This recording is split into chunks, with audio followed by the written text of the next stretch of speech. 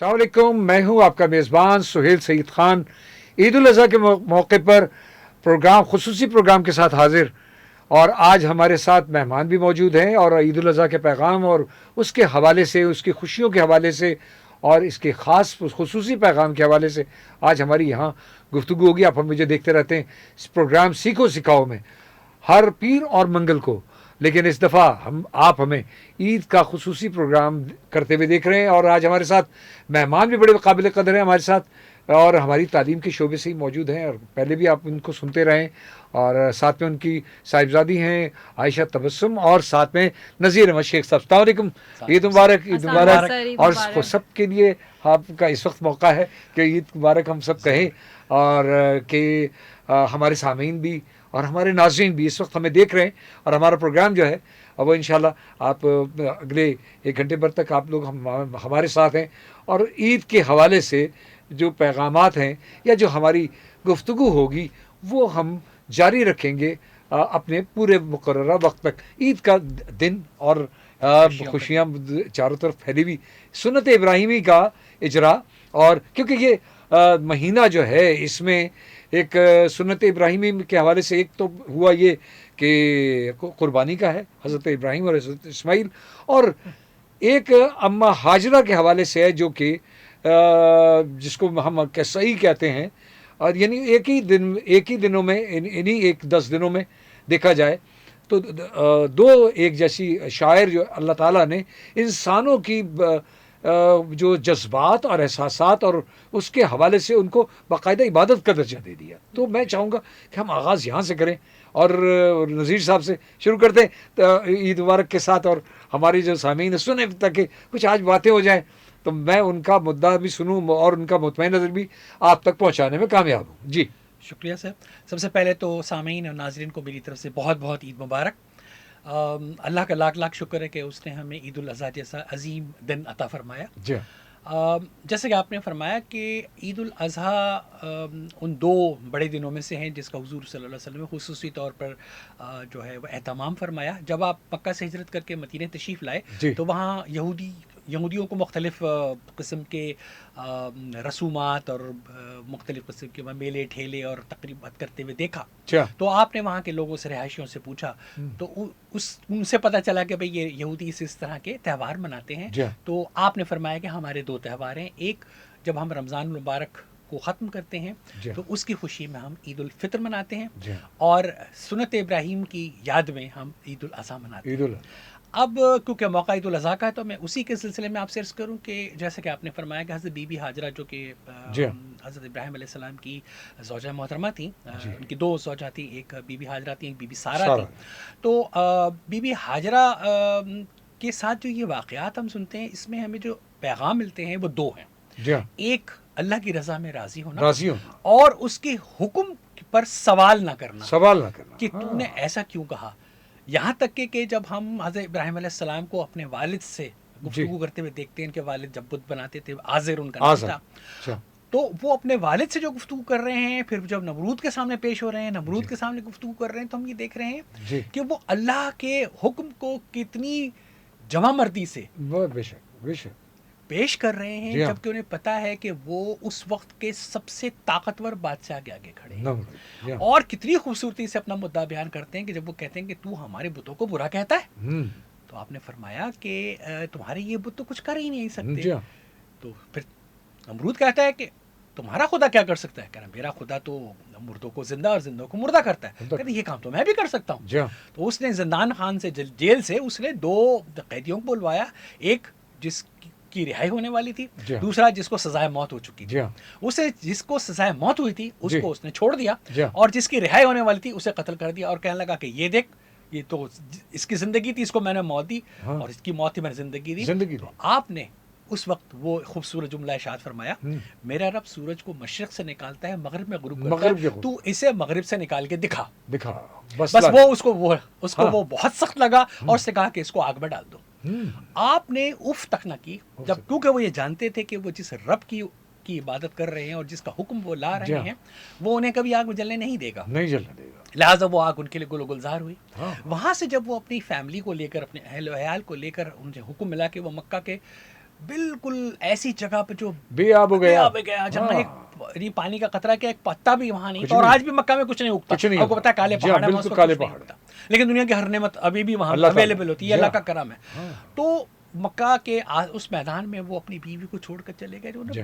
بیوی نے صرف اتنا پوچھا کہ ہمیں کس کے حوالے, آپ نے فرمایا اللہ کے حوالے چھوڑ کے جا رہا ہے, کیونکہ اس کا حکم ہے. اس کا حکم ہے. تو وہ جو آپ نے جس واقعے کا ذکر فرمایا اس میں اسماعیل علیہ السلام جو ہے وہ اس وقت نومولود تھے. جی. وہ بہت چھوٹے تھے, اور جب وہ انہیں پانی کی پیاس لگی تو وہ رونے لگے. ہاں. تو ماں جو ہے وہ پانی کی تلاش میں اور کسی مدد کی تلاش میں دو چھوٹے چھوٹے پہاڑ صفا اور مروہ کے درمیان بھاگ کر گئیں کہ صفا پہ چڑھ کے دیکھوں کوئی نظر آ جائے, پھر وہاں سے بھاگ کر مروہ کی طرف آئیں کہ وہاں سے کوئی نظر آ جائے, ہاں. پانی مل جائے یا کوئی قافلہ آتا جاتا جہاں سے بچہ نہیں نظر آتا تھا وہاں سے اچھا, تیز جب دوڑ گئی. درمیان میں رکتی تھی ہاں. تو جب بچہ نظر آنا بند ہو جاتا تھا تو وہاں تیز تیز بھاگتی تیز تھی. دوڑ گئی. تو یہ جو دو ہیں واقعات ہیں ان کو ہم کوشش. حج میں اور عمرہ میں فالو کرتے ہیں. ہاں. اسے صحیح کہتے ہیں. صحیح. صفا اور مروہ کے درمیان وہ صحیح اتنی لازمی ہے کہ اس کے بغیر آپ کا عمرہ اور حج ہو ہی نہیں سکتا. اور وہ جو تیز بھاگنا ہے وہ ایکچولی حضرت جو ہے وہ بی بی ہاجرہ کی اس سنت پر ہم عمل کرتے ہیں. جی ہاں. جو وہ اللہ کے حکم, یعنی ماں بیٹوں کی دونوں کی اس کمال. محبت. ہاں. اور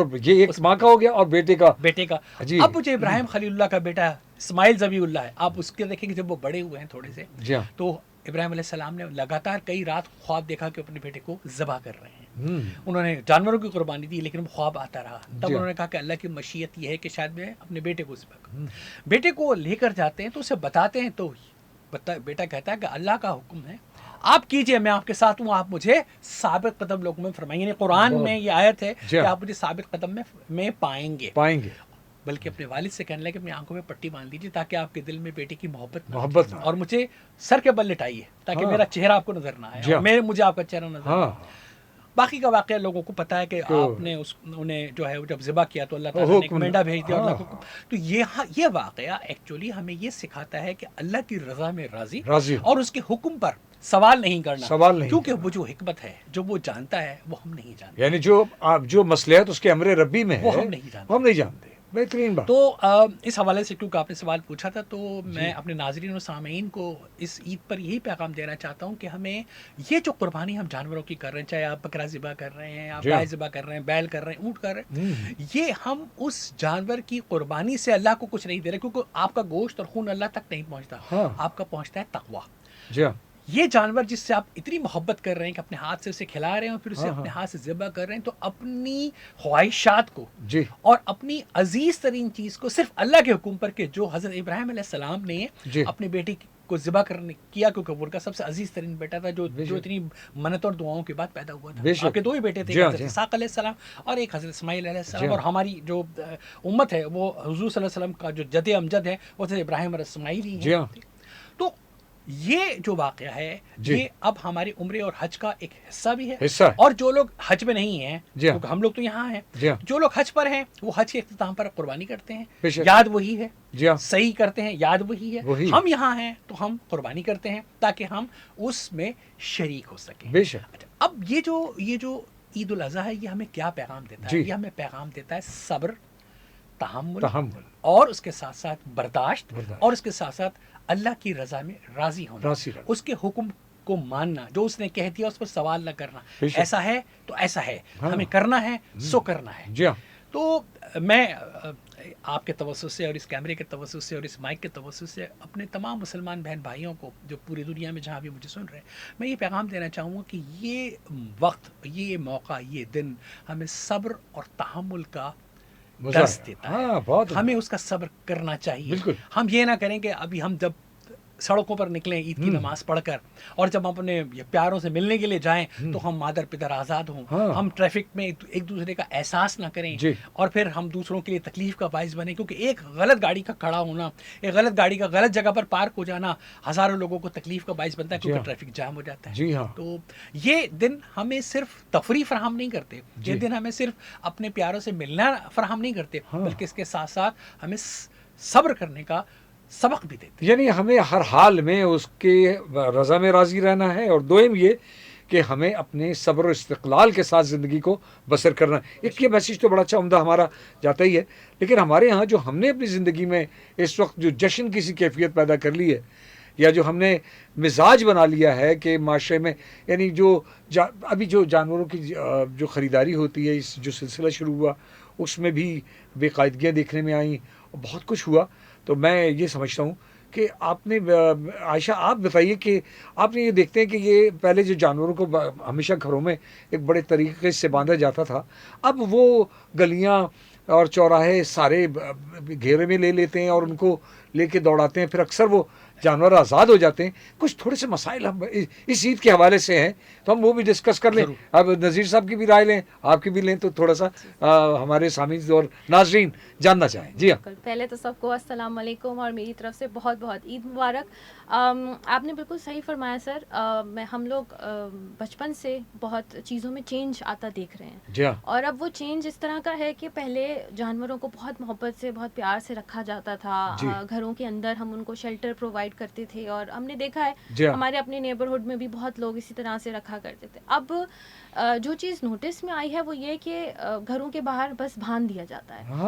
ان کی رسیاں اتنی ٹائٹ کر کے باندھی جاتی ہیں کہ ان کی گردنیں دب رہی ہوتی ہیں, پھنسی ہوتی ہیں. سب سے امپورٹنٹ چیز تو جب آتی ہے جب قربانی کر کے سب اپنے گھروں کے باہر اس کے بعد دروازے بند کر لیتے ہیں. جو روڈ کا ہم حال کر جاتے ہیں, جو گندگی کا ہم حال کر جاتے ہیں, اس سے بیماریاں پھیلتی ہیں. یعنی معاشرت میں ہماری بڑی فرق ہے. بالکل بالکل بالکل. اب وہ یہ کہتے ہیں کہ یہ تو ذمہ داری گورنمنٹ کی ہے کہ وہ صفائی خود کرے, لیکن ہمارا جو اتنا بڑا شہر اور چھوٹی سی ایک بلدیہ, تو تھوڑی سی ایک ہمارے اندر بھی رسپانسبلٹی ہونی چاہیے کہ ہم اپنے ارد گرد کی صفائی, یہ تو ہمیں اللہ نے بھی کہا ہے کہ اپنے ارد گرد کی صفائی, اپنے جو آپ جہاں رہتے ہیں اپنے گھر کی صفائی کرنا ضروری ہے. تو ایسا بالکل نہ کریں کہ آپ اپنے گھر کے باہر اگر آپ نے قربانی کی ہے تو اس سڑک کو بھی صاف کریں. ہاں, آج جو کیفیت ہے, آج چاروں طرف اس وقت جانور ذبح ہو رہے ہیں, تو اس وقت میں سمجھتا ہوں کہ ہمیں بڑا احتیاط سے کام لینا ہے. ایگزیکٹلی. اور بہت یعنی صفائی ستھرائی, کیونکہ جرمز بعد میں پھیلیں گے, بیماریاں ہوں گی, بیماریاں ہوتی ہیں. اور پھر اچھا, صفائی کا سلسلہ بھی بڑا عجیب و غریب ہوتا ہے. بالکل بالکل. بچوں کو بھی سکھائیں کہ جیسے اکثر ہم دیکھتے ہیں بچوں کو شوق ہوتا ہے, بکرے چرا رہے ہیں اپنی گایوں کو لے کے, تو بچوں کو بھی سکھائیں کہ ایک طریقہ ہونا چاہیے کہ آپ اس کی رسی سے پراپر اس کو پکڑ کے لے کے چلیں, اس کو کان سے نہ کھینچیں, ان کی سنگوں سے ان کو نہ کھینچیں, ان کو اسی طرح ٹریٹ کریں جیسے آپ ایک نارمل انسان کو. اور دوسری یہ آپ کی عزیز چیز ہے جس کو آپ قربان کر رہے ہیں, تو اس کو عزیز بنائیے. بالکل. تو یہ چیز پوچھنا کہ آپ نے کتنے کی لی, اور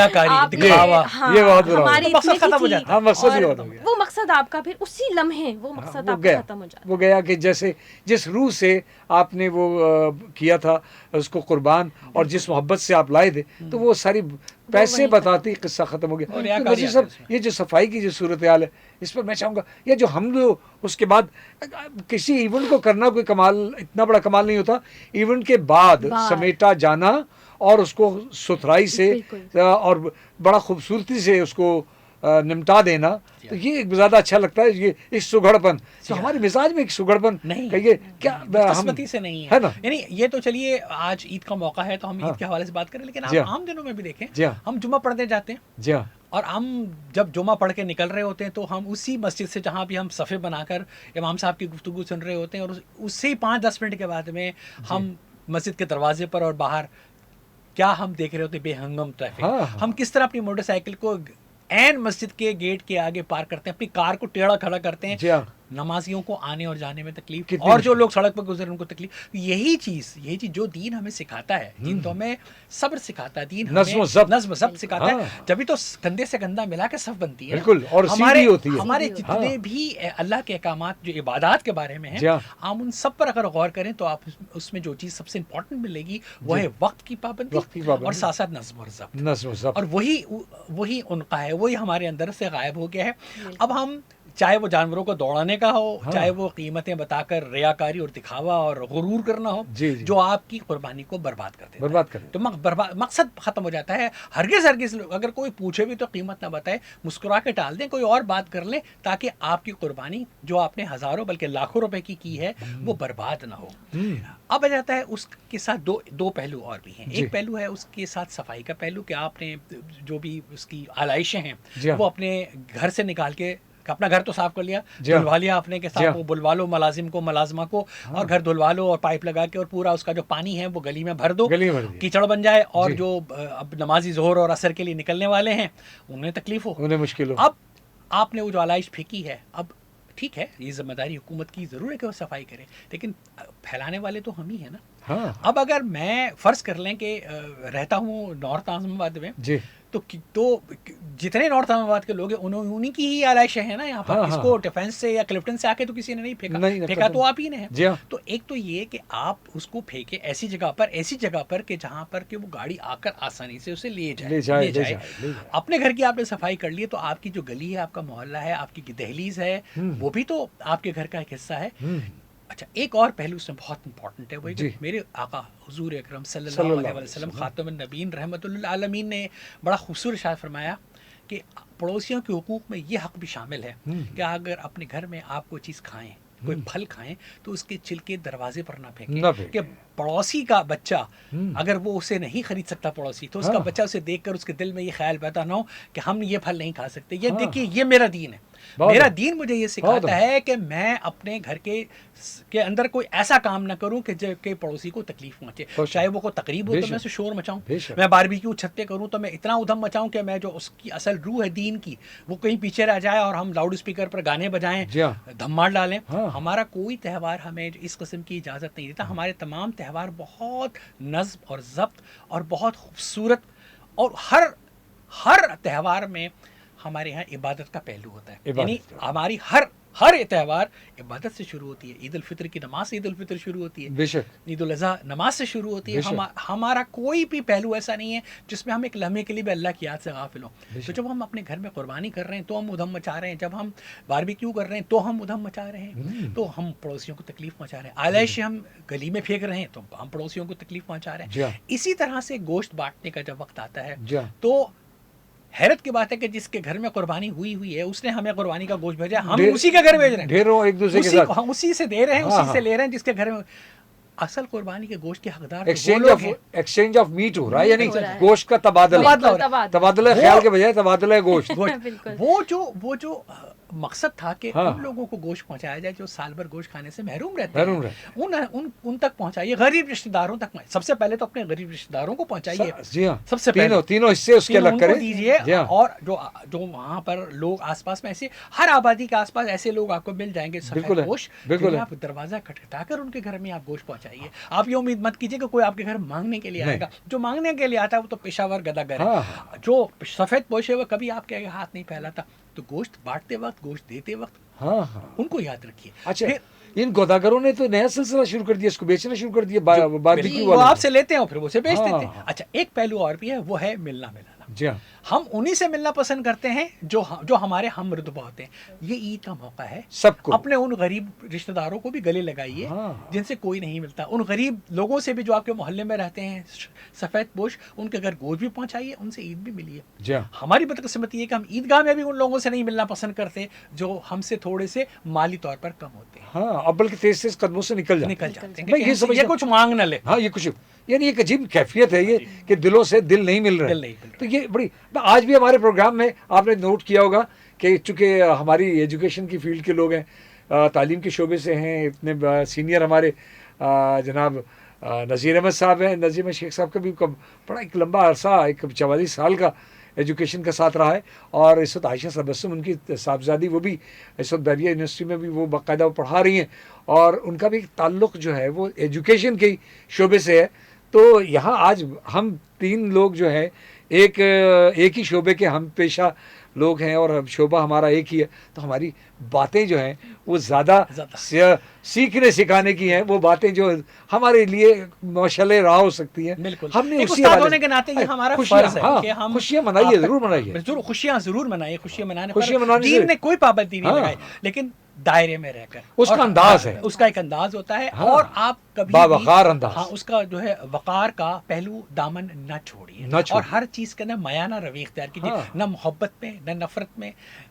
جو بھی آپ کسی کے ساتھ محبت کریں اس میں بھی میانہ روی رکھیں, کسی کے ساتھ میں کوئی اختلاف رائے ہو اس میں میانہ روی رکھیں, کیونکہ دین ہمیں یہی سکھاتا ہے. اور جب کسی سے ملنے کے لیے جاتے ہیں تو ایسا نہ ہو کہ جب ہم کسی سے مل رہے ہیں تو اس میں بھی ہم آپے سے باہر ہو جائیں, اور جب کسی کے ساتھ میں قطع تعلق ہی کریں تو اس سے ہم آپے سے باہر جائیں. اور ویسے قطع تعلق صلہ رحمی اس پر تو بہت زور دیا گیا ہے, خاص طور پر رشتہ داروں کے حقوق, رشتہ داروں کے ساتھ صلہ رحمی کا حکم دیا گیا باقاعدہ طور پر, اور اس کو چند بڑے گناہوں میں کہا گیا, اور اس سے آپ کی رزق کی برکت ختم ہو جاتی ہے جب آپ جو ہے قطع رحمی کرتے ہیں اپنے قریبی رشتہ داروں سے, محض اس وجہ سے کہ وہ میرے بیٹے کی شادی پہ نہیں آیا, اس نے مجھے یہ کہہ دیا, اس نے مجھے وہ کہہ دیا, ہم ان کے گھر گئے تو میں پانی کو نہ پوچھا. تو اس قسم کی جو ہم اپنے دلوں میں بغض اور کینہ پال لیتے ہیں یہ اس روح کو تباہ کر دیتا ہے. یعنی جو عبادت کی روح ہے, یعنی ایسی جو ہم عبادت اس وقت کر رہے ہیں, جو ہم اس وقت مشغول ہیں, اس کی روح کو متاثر کرتا ہے. تو میں چاہتا ہوں کہ وہ سوسائٹی کے حوالے سے بات, کہ وہ معاشرت, کیونکہ یہ پیغام ہمارا دین جو ہے ہمارا ٹوٹلی معاشرت, معیشت, عبادت اور یہ دیگر ہمارے مسائل جو ہوتے ہیں عبادات کے حوالے سے, وہ ان سب کا مجموعہ ایک دین ہے, نظام زندگی. تو اس نظام زندگی میں آتے ہوئے ایک جو مسئلہ ہے معاشرت کا, جو ہمارے یہاں ایک دوسرے کے ساتھ میل ملاپ ملاقات ہیں, میں چاہوں گا کہ عائشہ آپ اس پر, کیونکہ آپ کا تعلق انسانی نفسیات سے ہے اور مائنڈ سائنسز سے ہے, تو میں چاہوں گا وہ پیغام, بھائی آج بات ہو رہی ہے ساری اس پہلوؤں سے. ایک ہوتا ہے کہ صرف لوگ جو ہے نا وہ آپ کیا کھاتے ہیں اور آپ کیا پکاتے ہیں, تو وہ میرا پروگرام ہے عموماً ہو نہیں پاتا, اب کریں کہ عادت سے مجبور ہے. اس میں سے پہلو وہ نکال لیتے کہ جو کام کا پہلو ہو, جس سے کہ انسان کی معاشرت کے اوپر بہت اچھی طرح سے اثر انداز ہو. میری عام زندگی, ایک عام انسان کی زندگی پر بہتر جو اثرات ہیں وہ کیا مرتب ہوتے ہیں, تو میں وہ انہی حوالے سے کہ اثرات سے چلتے ہوئے لے کے جائیں گے, اور پھر ہم آئیں گے اب اس طرف, تو عائشہ کی طرف ہم کہیں گے. جی اصل میں ہوتا یہ ہے کہ دو چیزیں ہوتی ہیں, ایک ہوتا ہے ایکسیسو ہونا اور ایک ہوتا ہے بالکل نہ ہونا. بالکل ہمارے یہاں پرابلم یہ ہے کہ ہم دو ایکسٹریمز پہ چلے گئے ہیں. ہم بیچ کا راستہ یا ایک بیلنس نہیں رکھتے, یا تو ہم بالکل کسی سے نہیں ملنا چاہ رہے ہوتے, یا ہم اتنا ایکسیسو ہو جاتے ہیں کہ جس کو ہم کہتے ہیں کہ ہم نے باؤنڈریز کراس کر لی ہیں. جی ہاں, اس میں یہی نقصان ہوتا ہے, شدت پسند. اس میں نقصان یہ ہوتا ہے کہ وہی بات ہے, رشتے بہت نازک ڈوری ہوتی ہے. جس طرح ہم فزکس میں پڑھتے ہیں نا, جتنا پریشر آپ کسی چیز پہ ڈالیں گے آخر میں وہ ٹوٹ جائے گی. تو پریشر ڈالنے سے رشتے زیادہ ٹوٹ جاتے ہیں. یعنی پریشر کی ایک لمٹ ہے, ایک لمٹ ہے. تو ہر رشتے میں ایک لمٹ ہوتی ہے, جو لمٹس اب میں جو دیکھ رہی ہوں یا ہماری جنریشن میں جو ہم چیز اب دیکھتے ہیں کہ وہ پریشر جو ہے نا اب بڑھ گیا ہے, وہ لمٹ شاید زیادہ کراس ہو گئی ہے. وجہ ہماری دلائل کے ساتھ ایک دوسرے کا مکالمہ نہ کرنا, ہم دوسرے سے بات نہیں کرتے, بلکہ باتوں کو رکھ لیتے ہیں اور اس سے کہتے ہیں جس سے نہیں کہنا ہے. بالکل اس سے کہیے جس کی یہ بات ہے. ایسا ہی ہے. تو وہ کہا جاتا ہے نا, جیسے یہ بات کسی کو بتانی نہیں ہے, یہ بات بہت سیکرٹ ہے, وہ سیکرٹ پھر کبھی رہتی نہیں, وہ منہ سے نکلی بات تو گئی بس. اور پھر وہ اس کا جیسے چائنیز وسپر ہوتا ہے نا, ایک بات سے چینج ہوتے ہوتے وہ بات بدلتے بدلتے کہاں سے دوسرے اس انڈیویجول کے پاس پہنچتی ہے. جب پہنچتی ہے تو کچھ اور ہی بنی ہوتی ہے, رائی کا ہمالیہ بن چکا ہوتا ہے. ایگزیکٹلی. تو میرے حساب سے یہ ہونا چاہیے کہ ہم بیلنس کریٹ رکھیں ہر رشتے کے اندر, چاہے وہ ماں بیٹی کا رشتہ ہو یا امیڈیٹ فیملی جس کو کہتے ہیں ہم ان کا رشتہ ہو, یا پھر آ جاتے ہیں اسپیشلی جو سب سے زیادہ پرابلمز آتی ہیں اب جو دیکھنے میں آ رہی ہیں, ساس بہو والے رشتے ہیں, نند جٹھانی والے رشتے ہیں, یا اس طرح ان میں پھر یہ پرابلمس ایگزسٹ اس لیے کرتی ہیں کیونکہ پھر ہم اس کو باؤنڈری سے بہت زیادہ آگے لے جاتے ہیں. بالکل کہ آپ اتنا زیادہ انڈیویجول کو انوالو کر دیتے ہیں, ذمہ داریوں میں گھسا دیتے ہیں کہ وہ جو انسان ہے نا وہ اپنے اس ایونٹ کو انجوائے نہیں کر پاتا, جسے ہم اپنے بچپن سے دیکھتے ہیں الجھا بیٹھا ہوتا ہے. میں نے ہمیشہ جیسے اپنی امی کو دیکھا ہے, ایک دل میں کہتے ہیں نا آس رہ جایا کرتی تھی کہ میری ماں کے ہاتھ پہ تو کبھی مہندی نہیں لگی, کبھی عید پہ میری ماں نے تو مہندی نہیں لگائی. ہاں, یہ ہمارے یہاں روایتی طور پر ماں جب جہاں ماں بنی اس نے عورت ہونا چھوڑ دیا. تو بڑے ہو کے پھر یہ بات سمجھ آئی کہ نہیں, عید تو سب کی ہونی چاہیے, چاہے وہ ماں ہو, بیٹی ہو, بہن ہو, بہو ہو, کسی کی بھی کوئی بھی انڈیویجول, عید سب کو منانے کا حق ہونا چاہیے. یعنی وہ بری طریقے سے ایک خواتین کے حوالے سے میں یہ بھی کہوں گا کہ گھروں کے اندر وہ چولہوں کے اندر ہی بیچاری وہ مشغول ہوں گی اس وقت. تو یعنی جو گوشت آ رہا ہے اور گوشت کے ساتھ جو اس وقت بالکل ایسا ہی ہے کہ اس وقت وہ ساری بہو جو ہے نا وہ خاندان کی خدمت کر رہی ہوں گی اور وہاں ان کی ماں انتظار میں ہوں گی کہ میری بیٹی کب گھر آئے گی تو میں اس سے گلے مل کے عید ملوں گی. اصل میں ان کے بھی مشن ہوتے ہیں کہ ان کی اولاد ان تک پہنچے گی, اس کی محبت ہے. یعنی ماں کی محبت کا تو یعنی آج بھی ایک آج کے دن بھی ایک لابا ابل رہا ہوتا ہے کیونکہ خوشی ہوتی ہے. اچھا, ماں کی خوشی جو ہے اولاد کو خوش کرنا اور ان کو اچھے اچھے کھانے کے پکا کر کھلانا, یہ تو بڑی یہ ہمارے معاشرت کی خوبصورتی ہے. اور اس خوبصورتی کو ہم متاثر تو نہیں کر سکتے, لیکن ہم کوشش کر سکتے ہیں کہ سب مل کر کے اس ماں کا ہاتھ ضرور بٹائیں. اور اگر خاندان جیسے فیملیز ملتے ہیں, باربیکیوز کرتے ہیں, سب کچھ, تو سب کو مل کے کرنا چاہیے. ایسا نہ ہو کہ کسی ایک کے اوپر زیادہ ذمہ داری آئے یا ساری چیز وہی سنبھالے. کہ خاندان ضرور اکٹھا ہو, سب لوگ ضرور ملے, لیکن اس طریقے کی گفتگو سے گریز کریں کہ آج اگر سب مل کے بیٹھے ہیں, سب ایک دوسرے سے عید ملنے جا رہے ہیں, تو ایسی گفتگو سے گریز کریں کہ اس نے مجھے ملا نہیں, یا اس نے مجھے شکوے شکایات کم, اور اس وقت دل آزاریاں کم, اور گلے ملنا اور ایک شکوے شکایات کو اچھی طرح مل کے گزاریں. ایسا نہ کریں کہ کسی کی بیٹی کو کوئی بات کہیں, کسی کے بیٹے سے کوئی تنقید کر دیں. آج کل سب چیزیں رفع کر دینی ہیں, سب چیزیں مٹا دینی ہیں سارے. گلے شکوے دور کر کے گلے ملنے کا دن ہے. ہاں, گلے ملنے کا گلے ملنے. اور یہ ہماری تو بڑی عید ہے, بڑی عید ہے نا. تو ہماری ٹرمینالوجی میں اس کو کہتے ہیں باؤنڈریز بریچ کر جانا. باؤنڈریز. تو ہم لوگوں کے ریلیشن شپس میں یا کمیونیکیشن میں پرابلم اسی لیے آتی ہے, تو ہم غلط کمیونیکیشنز کرتے ہیں. دوسرا, ہم باؤنڈریز کو بریچ کر جاتے ہیں, اسپیس نہیں دیتے. یعنی جو ہم نے ہر رشتے میں بالکل بہت ضروری ہے کہ اسپیس دینا, چاہے وہ ہسبینڈ وائف کا ریلیشن شپ ہو یا ایک ماں بیٹی کا ریلیشن شپ ہو. اچھا, ہم میں سے ایک بھی کوئی اگر اس میں اپنے آپ کو تھوڑا سا پیچھے کر لے, ریورس ایک قدم پیچھے ڈالے, صفائی تھوڑی سی اور خاموشی کر لے, تو بہت سارے مسائل بدل جاتا ہے. تو اسپیس دینا بہت ضروری ہے. تو عید کا دن بھی خوشی کا دن بن سکتا ہے, چھوٹی سی باتوں کو درگزر, یعنی کہنا چاہیے کہ عفو درگزر جو ہے وہ امپورٹنٹ شعبہ ہے, جو ہمارے یہاں اب بہت کم ہو گیا ہے. پیشنس بہت کم ہو گیا ہے. تو یہ چیزیں, اور عید کا تو دن ہی اتنا خوبصورت ہوتا ہے کہ اس کے اندر تو ایک اندر سے کہتے ہیں نا کہ خود ہی ایک انسان کو خوشی آ رہی ہوتی ہے. اور بچوں کو دیکھ کے کتنا اچھا لگتا ہے, بچے اپنی پوری تیاریوں میں عید کے دن آج کیا لگ رہے ہوتے ہیں. لیکن بس یہ کہ ہم نے آج یہ بھی ایک نذیر صاحب, جیسے ہمارے یہاں ایئرپورٹ کے نزدیک کے علاقے ہیں, تو میں ان میں بھی یہی کہوں گا کہ بہت کیئر کریں, خاص طور پر جہاں ہمارے ایئر فورس کے بیسز ہیں یا ایئرپورٹ کے, تو وہ بھی ایک ہمارا آپ کے آلائش ہے جب ہم وہاں ڈالتے ہیں رن وے کے آس پاس یا رن وے کے جو باؤنڈری ہے, چاہے وہ ہمارا سول ایئرپورٹ ہو چاہے ہمارا ایئر فورس کے ہو, اس پہ خطرہ پھر یہ ہوتا ہے کہ جو جہاز ہمارے لینڈ کر رہے ہوتے ہیں, ہاں وہ پرندے ان سے ٹکراتے ہیں, خاص طور پہ بڑے پریڈیٹرز ہمارے چیل اور کبے, چیل کبے جب انہیں کھانے کے لیے جمع ہو جاتے ہیں گجڑیوں کو یا وہ جو بھی آلائشیں ہیں ان کو, تو وہ پرندے اور وہ جو بڑی بڑی چیلیں وہاں پر آ جاتی ہیں, گرد جب وہاں پر آ جاتے ہیں تو وہ ہمارے جہازوں کے لیے انتہائی خطرناک ہوتے ہیں, اور جو ہے وہ حادثہ ہو سکتا ہے اور ہزاروں قیمتی جانیں ضائع ہو سکتی ہیں. تو میری آپ سے یہ بھی ایک درخواست ہے کہ خاص طور پر ایسے علاقوں میں جو لوگ جو ہے وہ ایئرپورٹس کے علاقوں کے آس پاس رہتے ہیں, انہیں تو ان آلائشوں کو پھینکتے وقت اس بات کی احتیاط کرنی چاہیے کہ وہ بڑے پرندوں کو وہاں پر جو ہے انوائٹ نہ کریں, کہ اگر وہ آئیں گے تو وہ جہازوں سے ٹکرانے کے خطرات بہت بڑھ جاتے ہیں. سول ایویشن بھی اور ہماری جو ہے اتھارٹیز بھی, ہماری ایئر فورس بھی اس بارے میں جو ہے اشتہارات بھی شائع کرتی ہے, ٹی وی ریڈیو پر بھی اعلانات آتے ہیں. لیکن اس کے ساتھ ساتھ میں اس کیمرے کے توسط سے بھی, جیسے کہ آپ نے مجھے یاد دلا دیا, تو میں آپ لوگوں سے درخواست کروں گا خصوصی طور پر ان لوگوں کو کہ جو ہمارے ایئرپورٹ کے علاقوں کے آس پاس رہتے ہیں, وہ آلائشوں کو اس طرح کھلا نہ پھینکیں. یہ بہت اچھی بات ہوئی.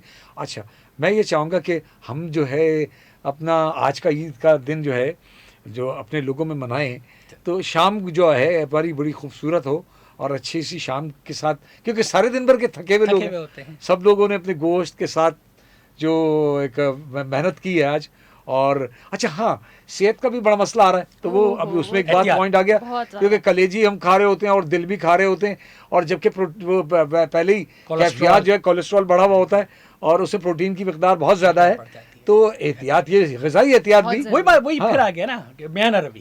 ہاں, کھانے میں بھی میانہ روی. 60 سے 90 گرام کا ہماری ایک انٹیک ہے گوشت کی. ہم اگر, اور ہماری پورے اگر دیکھا جائے تو ہفتے بھر میں یا 4-5 دن میں اگر 300 گرام کی انٹیک ہے, اور اس کو اگر ہم ایک دن میں 500 گرام لیں گے, تو اس کے بعد پھر کہتے ہیں کہ جی یہ بقرعید کا گوشت کھاتے ہی تو میں بیمار ہو گیا. بقرعید کا گوشت نہیں کھایا آپ نے, آزادانہ کھانے پر پابندی نہیں ہے, اعتدال کے ساتھ کھائیے, جو بھی کھائیے اعتدال کے ساتھ کھائیے. اللہ تعالیٰ جو ہے آپ کو صحت مند رکھے اور آپ سب کو اپنی امان میں رکھے. ज़रूर खाइए कुर्बानी का गोश्त, आप सारा भी रख सकते हैं और सारा तकसीम भी कर सकते हैं, कुछ रखकर कुछ तकसीम भी कर सकते हैं, दीन ने कोई ऐसी पाबंदी नहीं लगाई, लेकिन एतदाल का दामन मत छोड़िए। लेकिन मसनून यही है कि 3 हिस्से करें, 3 हिस्से कीजिए, 3 हिस्से कीजिए, और गरीब रिश्तेदारों को मत भूलिए, गोश्त देने में भी और उनसे ईद मिलने में भी, उसमें कोताही मत कीजिए, उसमें तंगदिली का मुजाहरा मत कीजिए। आ जाए, याद रखिए जो आप तकसीम करते हैं वो लौट कर आप ही के पास आता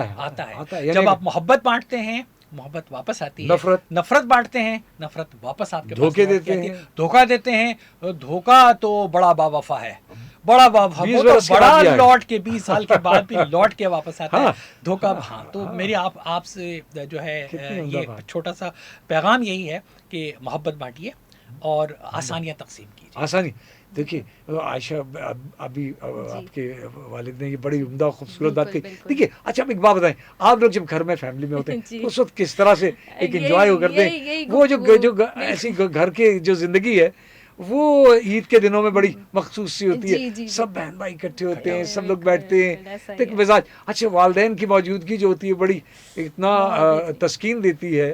तो मैं चाहूँगा कि उस हवाले से एक आपका रिव्यू आए ताकि हम फिर ना अपने प्रोग्राम की तरफ जाएं एंड पर। तो बस मेरा भी यही मैसेज है आप सबको कि खुशी से हर चीज़ करें, सबका ख्याल रखें, अपने सबसे इम्पोर्टेंट अपने माँ बाप का ख्याल रखें। अपने माँ बाप को वैल्यू करें। ये सायेदार शजर हैं। ये जो सारी बातें आज हमने की हैं ये हमारे घर की नॉर्मल कॉन्वर्जेशंस हैं। मैं और मेरे वालिद जब हम कभी साथ जा रहे होते हैं, कभी हम ड्राइव में कर रही होती हूँ, तो अब्बू मेरे साथ यही सारी बातें मुझे समझाते हुए, ईद की सुबह हमारी यही कॉन्वर्जेशन, हम खाना कोशिश ज़रूर करते हैं हमारी कि नाश्ता सुबह का अगर हो जाए, नहीं तो रात का खाना सब इकट्ठे ज़रूर बैठे, और उसमें हमारी कॉन्वर्जेशंस यही होती हैं। उस वक्त हमें इजाज़त नहीं होती कि हम फ़ोन इस्तेमाल करें, नहीं, और ये अच्छी बात ये ये नहीं, उस फ़ोन को बिल्कुल नहीं होती। फ़ोन को नज़ीर साहब ने और अब्बू ने बहुत इस चीज़ का वो किया है कि एक वक्त का खाना हम ज़रूर साथ खाते हैं, और हमारी बिल्कुल ऐसा ही कॉन्वर्जेशंस हमारी घर में यही रही हैं, ईद हो या नॉर्मल रूटीन हो। यानी बच्चों की डेवलपमेंट, ज़हनी नशोनुमा घर के बड़ों के साथ है, तो यानी आपको विज़डम मिलती है, सीना बसीना, वो माँ बाप से मिलती है, दादा दादी नाना नानी जो आपके घर में बड़े हैं उनके साथ बैठें, उनसे उनकी बातें, उनकी कहानियां सुने, समझें। ये जो नौजवानों में आजकल एक चीज़ है ना कि नहीं हम तो इस जनरेशन के हैं, इनको क्या पता कि इसमें अब क्या होता है। बहुत सारी चीज़ें हमारे बड़े हमें सिखाते हैं जो हमें उस वक्त तो समझ नहीं आती, लेकिन जब हम थोड़ी एज क्रॉस कर जाते हैं तो हमें समझ आते हैं कि वो उनकी बातें वाकई सही थी। हमारे दरमियान बहुत सारी चीजें स्किप हो गई होती हैं, तो वो स्किप हुई हुई चीज उस वक्त बड़ा चुभती है क्योंकि वो जा चुके होते हैं उनके वालिदैन। तो ये एक बड़ी बात है, एक बड़ा अच्छा मैसेज है बिल्कुल कि जो आप देते हैं आपको वो मिलता है। और अब्बू ने बिल्कुल सही कहा कि ये सारी चीज़ें पलट कर आती हैं, तो किसी के साथ बुरा ना करें, किसी को तकलीफ ना दें, क्योंकि वो पलट के जब आएगी तो शायद वो बहुत ज़्यादा वो हो सकता है उसका मैग्नीट्यूड यानी उसका मिक़दार मैग्नीफाई हो चुकी हो और वो बड़ी आकर के आके लगे, तो वो बड़ी बात, बड़ी खतरनाक। ये बड़ी अच्छा, आज तो जज़ाकल्लाह, आज तो एक फैमिली को लेकर के, जब तक फैमिली नहीं होगी तो ईद नहीं होगी, तो एक फैमिली को ही आज मैंने ईद तो है ही फैमिली का, मिलकर बैठना। ये जो बारबेक्यू होता है, ये जो हम सुबह बैठे होते हैं मिलकर, तो ये बैठने का एक बहाना है। तो ये ईद हमें जोड़ती है ताकि हम एक जुड़े रहिए। तो मेरा आपको यही पैगाम है, जुड़े रहिए, अपनी ज़बान का इस्तेमाल करते वक्त थोड़े से मोहतात रहिए, क्योंकि यही जो है गोश्त का छोटा सा टुकड़ा जन्नत में ले जाने वाला है, यही जहन्नम में ले जाने वाला है। तो ज़बान का से दिया हुआ ज़ख्म जो है वो कभी नहीं भरता, तो गुफ्तगू में मोहतात रहिए। जिंदाबाद, जज़ाकल्लाह जी, थैंक यू। यहाँ से हम लेंगे इजाज़त और कहते रहेंगे यही बात कि ईद उल अज़हा आप सबको मुबारक, और साथ मिलते रहिए, एक दूसरे से गले मिलिए और सारे शिकवे मिटा दीजिए। अगले प्रोग्राम तक के लिए अल्लाह हाफ़िज़। अल्लाह हाफ़िज़।